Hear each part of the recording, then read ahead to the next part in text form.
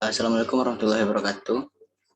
Perkenalkan nama saya Nazar Hamdani, nomor BP 19.151.1023. Di sini saya akan menjelaskan tentang materi atau proyek UTS ORCOM 2. Proyek UTS sendiri menjelaskan masing-masing. Yang pertama yaitu ada software cycle atau machine language. Selanjutnya ada struktur instruksi dari addressing. Ada control unit atau cara perancangan dari control unit, ALU perancangan dari ALU dan ALU control. Sebenarnya ada pipeline yang akan dibahas yaitu kekurangan, menghitung speed up faktor, dan juga cara mengatasi hazard. Yang pertama itu untuk software cycle atau instruction cycle sendiri. Yang pertama ada instruction fetch. Instruction fetch sendiri itu proses di mana kita mengambil instruksi tersebut, dan juga instruksi terbagi atas 3 tipe, yaitu instruksi tipe register, tipe immediate, dan juga tipe jump. Untuk R-type sendiri itu terdapat 32 bit. Untuk 6 bit pertamanya itu terdapat opcode. Opcode sendiri yaitu kode yang nantinya akan digunakan untuk mengatur kerja dari prosesor atau mengatur kerja dari control unit. Selanjutnya ada RS dan RT, di mana RS ini adalah register sumber atau register yang akan kita gunakan. Register RT adalah register target, dan juga ada RD yaitu register destination atau register tujuan yang akan kita gunakan untuk menulis alamat nantinya. Selanjutnya ada SEMS. SEMS di sini berfungsi untuk men-save apabila instruksi tersebut perlu kita save. Selanjutnya ada function. Function sendiri yaitu mengatur kerja dari ALU control atau memilih instruksi mana yang akan dijalankan oleh ALU control. Pada E-type terdapat opcode, RS, RT, dan immediate. Untuk RS di I-type sendiri itu adalah register sumbernya, dan RT adalah register destination-nya. Karena tidak ada perlu arithmetical dalam E-type. Soalnya ada immediate, yaitu di mana address atau alamat relatif yang akan kita pakai nantinya, atau bisa juga disebut dengan offset. Maksudnya ada jump. Untuk J-type sendiri ada opcode dan langsung menuju address atau melompat ke alamat tersebut, bukan offset tapi langsung alamat atau kata tersebut.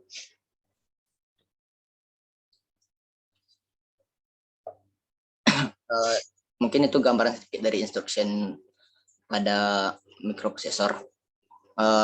Pertamanya itu kita mengambil instruksi, selanjutnya instruksi tersebut akan dilakukan proses decoding. Nantinya setelah atau compiler dan sebagainya, dan setelah melakukan proses tersebut, nantinya alamat operan tersebut akan dikalkulasikan. Selanjutnya ada operan fetch. Di sini operan fetch sendiri itu kita mengambil operan atau operan apa yang akan kita gunakan nantinya.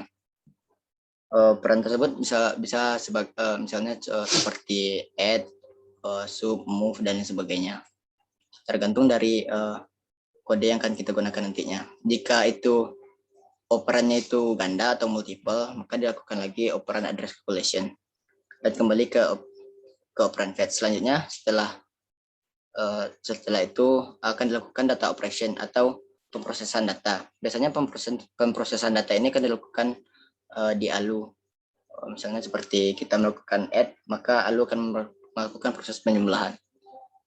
Selanjutnya terdapat lagi operan address calculation, dan nantinya akan ada operan store atau operan kita tersebut akan disimpan. Bisa itu disimpan dalam memori data atau itu bisa disimpan dalam register. Setelah itu kembali ke tahap awal selanjutnya atau kembali ke PC lagi dan melakukan next instruction atau instruksi kita yang selanjutnya.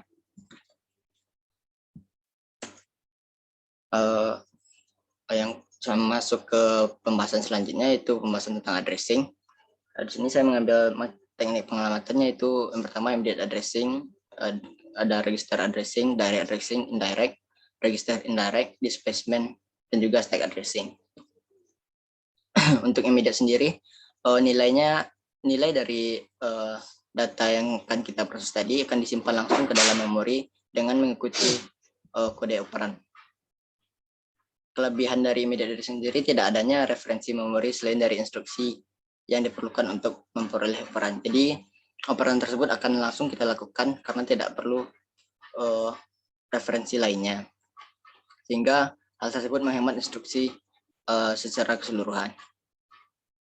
Ya, kekurangan dari immediate sendiri yaitu ukuran bilangannya akan dibatasi oleh ukuran file alamat. Jika ukuran bilangan kita lebih dari ukuran file alamat, maka proses tersebut akan error atau kacau. Selanjutnya ada direct addressing, yaitu pengalamatan dengan cara mentransfer data antar memori dan register. Kelebihannya itu file alamat berisi alamat efektif dari sebuah operan. Tapi kekurangannya itu keterbatasan file alamat karena panjang file alamat biasanya lebih kecil dibandingkan panjang word. Selanjutnya ada indirect addressing. Biasanya metode ini menggunakan pointer yang ada dalam memori dari instruction, nantinya akan menuju ke pointer terlebih dahulu, nah baru nanti akan dilanjutkan ke operan yang berada di dalam memori. Selanjutnya ada register addressing, mirip dengan direct, akan tetapi field untuk alamatnya itu akan dicatat atau mengacu ke register, bukan ke memori data atau memori utama. Yang kelima ada register indirect addressing, sama dengan indirect tadi, akan tetapi fieldnya mengacu juga ke register, bukan ke memori utama. Selanjutnya ada displacement addressing, itu pengalamatan dengan cara menggabungkan kemampuan pengalamatan langsung dan juga pengalamatan register tidak langsung. Biasanya 3 modelnya itu biasanya relative addressing. Itu register yang direferensi secara implicit adalah PC. Itu alamat efektif didapatkan dari alamat instruksi saat itu ditambahkan ke file alamat atau pada saat PC itu ditambahkan dengan 4. Ada base register addressing, itu berisi sebuah alamat memori dan file alamat yang berisi perpindahan dari alamat itu. Ada indexing, yaitu file alamat mereferensi alamat memori utama, dan register yang direferensikan berisi pemindahan positif dari alamat tersebut. Selanjutnya ada stack addressing. Kita tahu stack adalah lokasi array yang biasanya menggunakan last in first out, akan tetapi pada addressing, stack merupakan blok yang lokasinya terbalik. Untuk penstakan itu sendiri terjadi pada registernya. Booternya akan ditambahkan ke puncak stack sehingga pada saat blok ke puncak stack sehingga setiap saat blok akan terisi secara parsial. Selanjutnya masuk ke perancangan cara perancangan control unit. Control unit sendiri adalah merupakan alat pengatur dari sebuah microprocessor itu sendiri. Inputan dari unit control unit sendiri itu terdiri dari 4 buah gerbang N pada MIPS dan juga ada 2 buah gerbang OR. Sini yang untuk gerbang N pertamanya biasanya kita digunakan untuk melakukan instruksi TPR, yang kedua digunakan untuk load word, yang ketiga digunakan untuk SW atau self word, yang ketiga digunakan untuk branch equal atau BEQ. Untuk inputannya sendiri itu berasal dari opcode, nantinya tergantung dari opcode-nya akan mengatur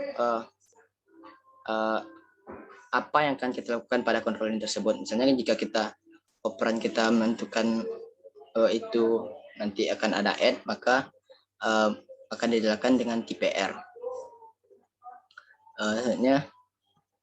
Hasil atau output dari control unit itu sendiri ada register destination, ALU source, mem to rec, write register, read memory, write mem, branch, op ALU 1 dan op ALU 0. Untuk branch sendiri itu branch berfungsi untuk memilih hasil output mana yang akan nantinya disimpan. Branch sendiri bekerja dengan zero flag. Apabila apabila zero flagnya itu 1, maka nantinya hasil dari penambahan PC ditambah 4 lalu di shift left 2 kan akan diteruskan ke dalam untuk menyimpan tersebut. Contohnya jika zero flagnya itu jika branch-nya itu tidak terjadi atau branch-nya itu 0, maka input yang akan diambil itu input yang berasal dari sign extend yang setelah di shift left 2 kan dan juga yang telah ditambahkan. Selanjutnya ada op aluno.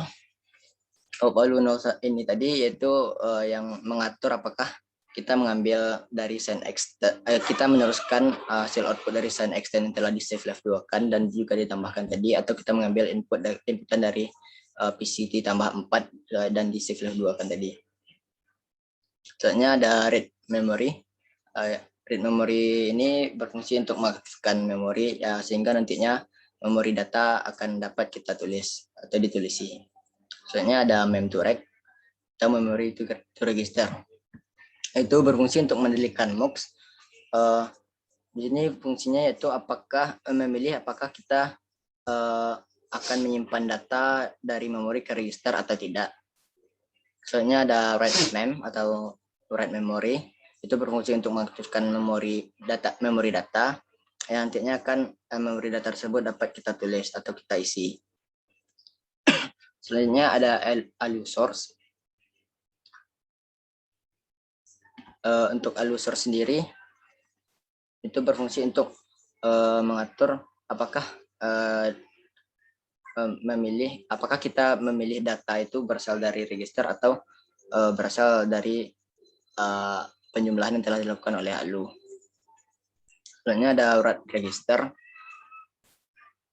Untuk write register sendiri hampir sama dengan write memory. Itu kita berfungsi untuk mengaktifkan register, nantinya register tersebut dapat ditulis. Selanjutnya ada register destination, yaitu berfungsi untuk mengatur MUX atau mengendalikan MUX yang berada pada bagian ini, yang nantinya akan berfungsi untuk memilih nomor dari register mana yang nantinya akan kita tuju.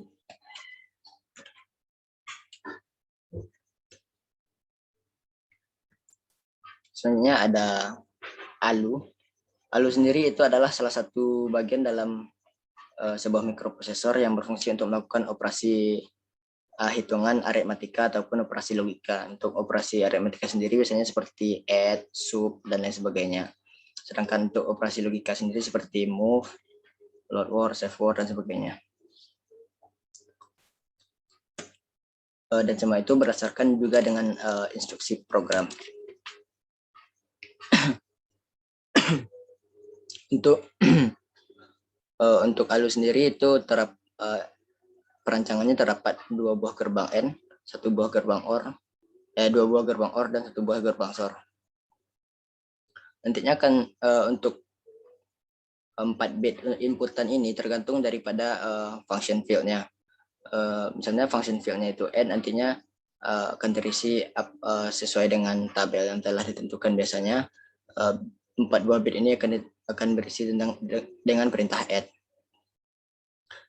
Ada op ALU 1, biasanya op ALU 1 ini jika ALU itu bekerja atau melakukan operasi, biasanya op ALU 1 akan bernilai 1. Untuk op ALU 2 ini menentukan apakah kita melakukan BEK, SF4, dan lain sebagainya.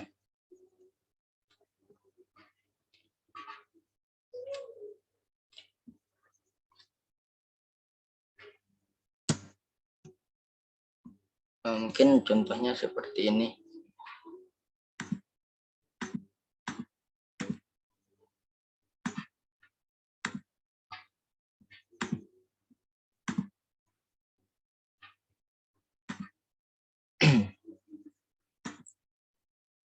Untuk ALU control sendiri, untuk kontrol ini sendiri, jika kita melakukan BEK itu biasanya untuk inputannya bit 2-nya harus bernilai 1. Dan nantinya gerbang N untuk BEK sendiri akan bernilai 1. Jadi untuk branch sendiri kita memerlukan sinyal branch yang nantinya akan menuju ke MUX dan juga sinyal untuk op ALU 1 yang nantinya juga akan menuju ke MUX yang pertama. Untuk memberikan sinyal bahwa kita akan meneruskan inputan dari PC yang ditambah 4 lalu di shift 2 kan, dan kita tidak memilih input yang dari sign extend dan juga setelah di shift left 2 kan dan juga setelah ditambahkan. Untuk contoh selanjutnya itu ada contoh add. Untuk add sendiri untuk biasanya tipe R-type itu sendiri semua inputannya itu bitnya bernilai 0 dan lalu gerbang N untuk tipe R format akan bernilai 1. Nantinya apa hal saja yang kita perlukan untuk add itu sendiri, seperti register mana yang akan kita tuju akan aktif, register destination-nya akan aktif, write registernya akan aktif, kita akan menulis di register, maka write register perlu diaktifkan. Lalu op ALU 1 yang menentukan menentukan proses dari add itu tadi dan memberinya kepada ALU control. Selanjutnya pada ALU control sendiri, setelah mendapatkan sinyal dari op ALU 1, berarti kita melakukan penjumlahan atau add itu tadi. Untuk inputan dari function add itu 4 bit LSB-nya itu bernilai 0 dan nantinya op ALU 2 akan menghasilkan output. Dan nantinya output itu sendiri akan dicatat ke dalam register.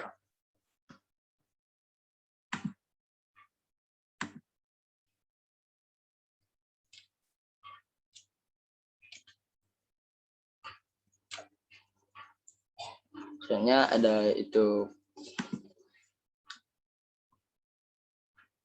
pipeline.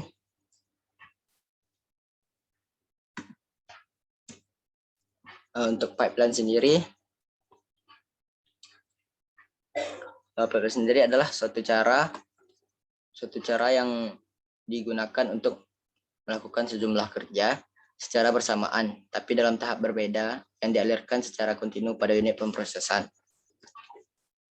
Misalnya pada proses mikroprosesor yang untuk MIPS ini sendiri, jika kita melakukan pipeline, maka seluruh prosesnya ini akan bekerja secara bersamaan.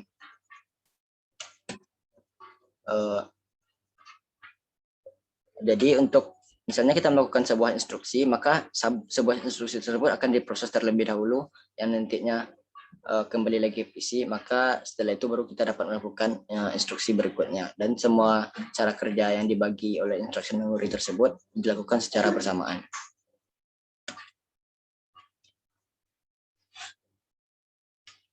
Kekurangan dari metode kita melakukan pipeline sendiri itu pipeline prosesor menjalankan beberapa instruksi pada satu waktu. Jika ada beberapa cabang yang mengalami penundaan cabang atau penundaan pemrosesan datanya, akibatnya proses akan dilakukan cenderung lebih lama.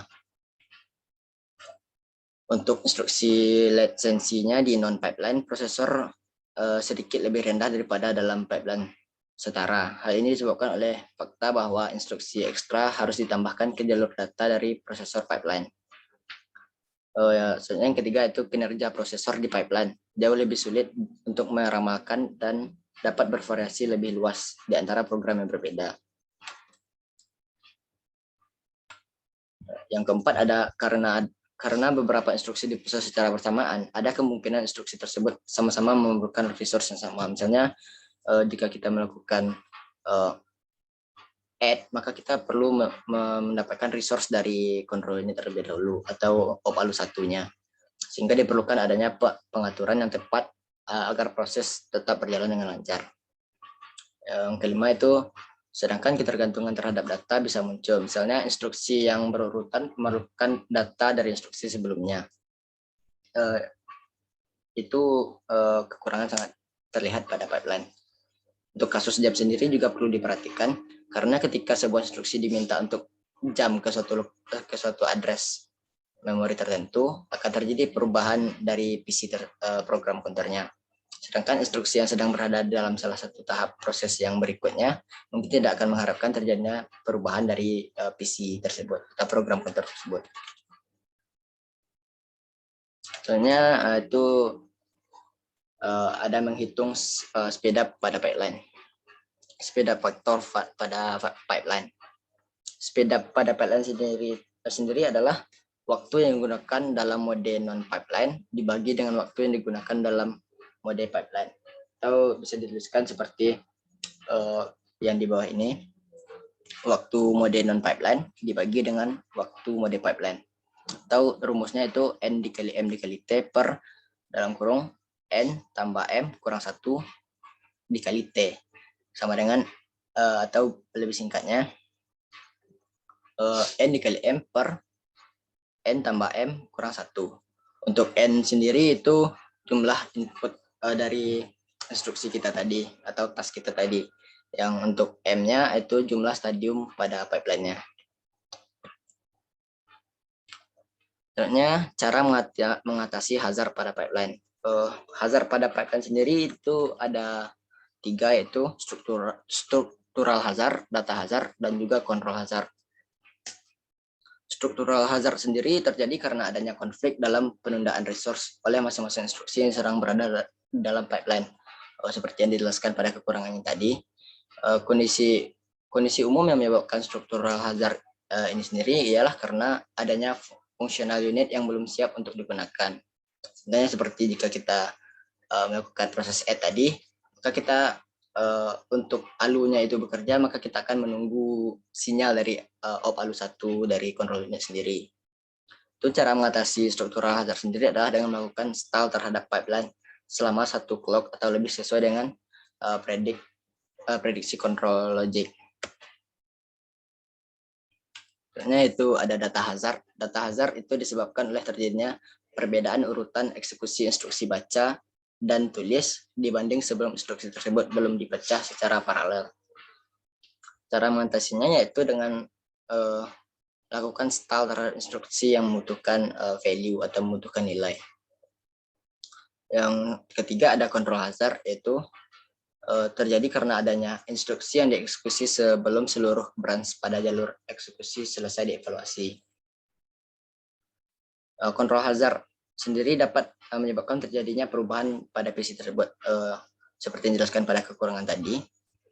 Selanjutnya untuk cara mengatasi dari control hazard sendiri itu dengan melakukan branch handling atau branch prediction. Misalnya jika kita ingin melakukan percabangan, maka kita coba dulu untuk memprediksi kemana alamat percabangan tersebut atau relative address dari branch itu sendiri. Mungkin sekian yang dapat saya tampilkan.